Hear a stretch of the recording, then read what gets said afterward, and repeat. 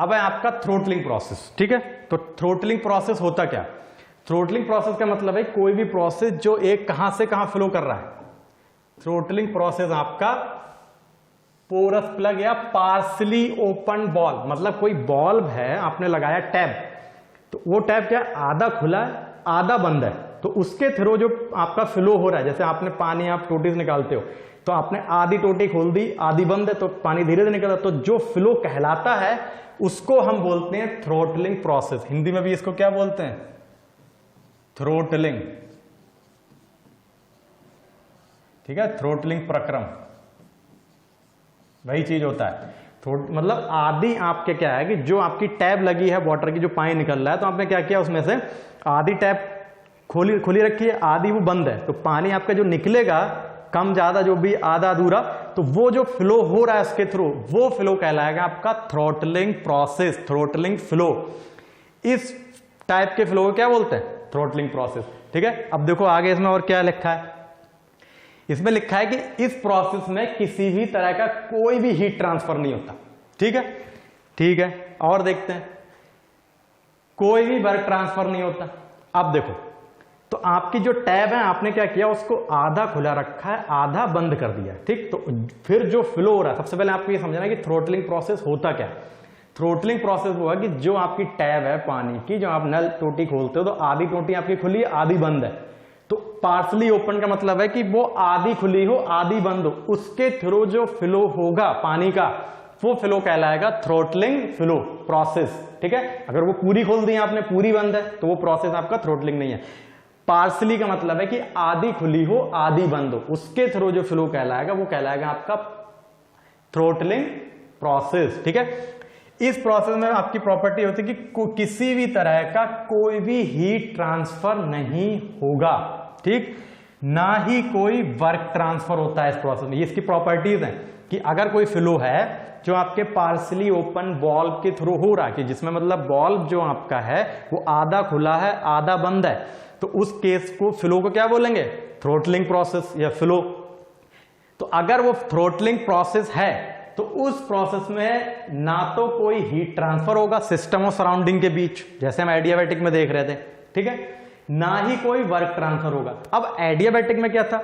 Adiabatic में हम केवल ये कह रहे थे कि भाई किसी भी तरह का कोई भी हीट ट्रांसफर नहीं होगा, वर्क ट्रांसफर वहां पे था। प्रोसेस हमने फॉर्मूला लगाया P1V1 minus P2V2 upon gamma minus 1 हमने निकाला, ठीक, लेकिन हीट ट्रांसफर जीरो था।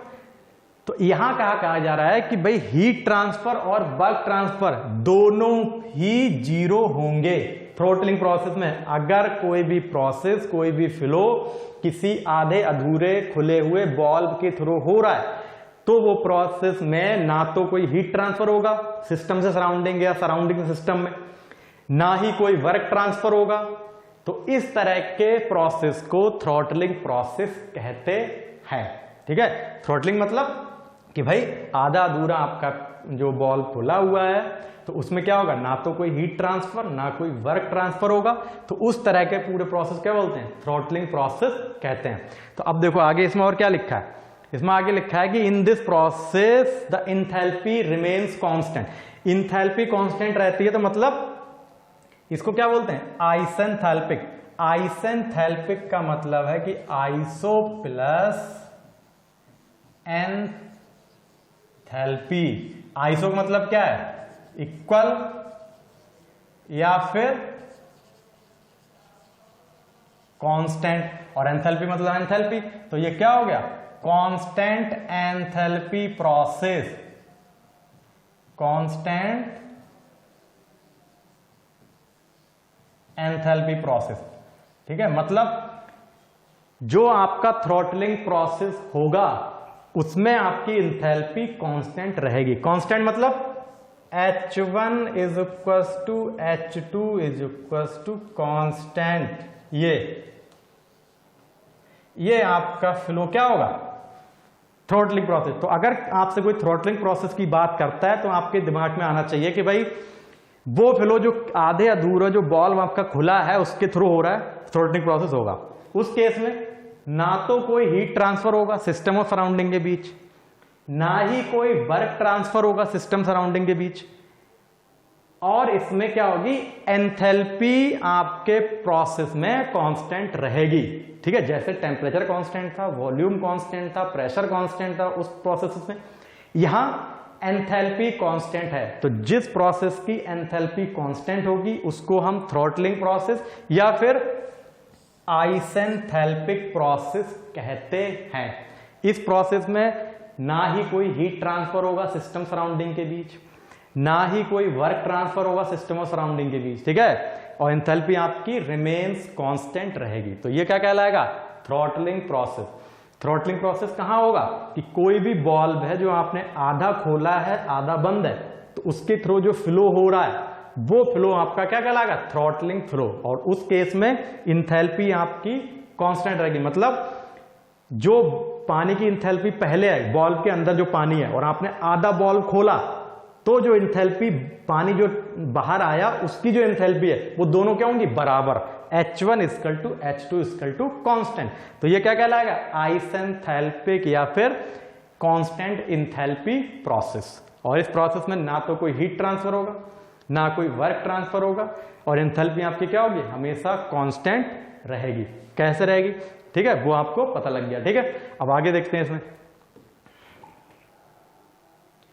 अब सबसे पहले क्या हो, वर्क डन। वर्क डन का मतलब क्या कि भाई इस प्रोसेस में जो वर्क डन की बात हो रही है, तो अभी हमने देखा कि किसी भी तरह का कोई भी वर्क ट्रांसफर नहीं होगा। ठीक है, क्यों, क्योंकि आपका जो बॉल्व है वो आधा खुला आधा बंद है, तो कभी पानी उसमें से आएगा कभी नहीं भी आएगा। तो वर्क क्या होगा, जब आएगा तो आ गया, नहीं आया तो वो नेगेटिव हो गया, तो पॉजिटिव प्लस नेगेटिव क्या होगा, जीरो। तो इसी तरह किसी भी तरह का कोई भी वर्क ट्रांसफर नहीं होगा। दूसरा पॉइंट क्या है, दूसरा है चेंज इन इंटरनल एनर्जी। इसमें क्या होगा, किसी भी तरह की कोई भी इंटरनल एनर्जी भी चेंज नहीं होगी। क्यों, अब देखो हमने आपको बताया कि एंथैल्पी बराबर क्या होता है, U plus P into B.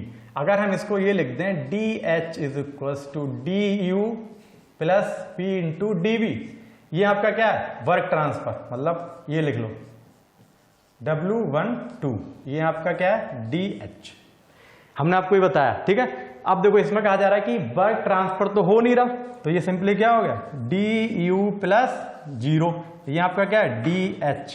तो यहां से आपका DH बराबर क्या आ गया, DU।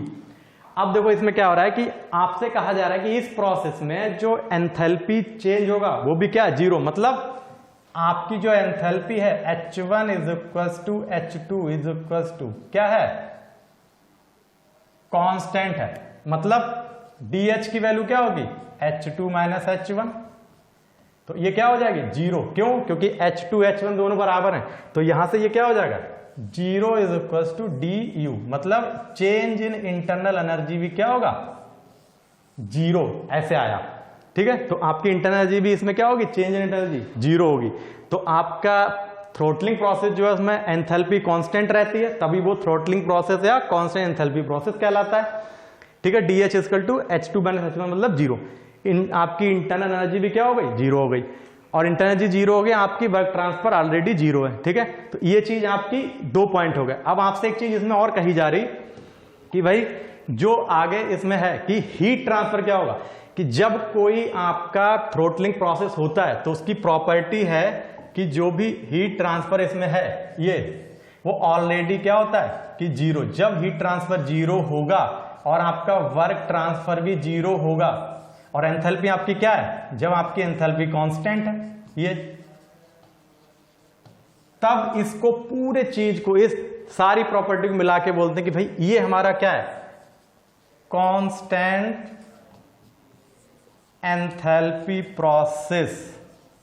ठीक है, या आइसेंथैल्पिक, ये कहलाता है हमारा थ्रॉटलिंग प्रोसेस, या फिर इसको सिंपली एक नाम दे दिया हमने, थ्रॉटलिंग प्रोसेस। ठीक है, मतलब एंथैल्पी आपके इस प्रोसेस में कांस्टेंट रहेगी। जब एंथैल्पी कांस्टेंट होगी तो ना ही इसमें कोई तरह का हीट ट्रांसफर होगा सिस्टम सराउंडिंग के बीच, ना ही कोई वर्क ट्रांसफर होगा, और change in internal energy zero होगी। क्यों, क्योंकि ना तो हीट ट्रांसफर, आप यहां से देख लो कि DQ बराबर क्या होता है, DU plus DW, first law of thermodynamics. आपकी हीट ट्रांसफर भी जीरो है, वर्क ट्रांसफर भी 0, तो ये 0 is equal to D U plus 0, तो ये क्या आया आपके पास, D U is equal to 0।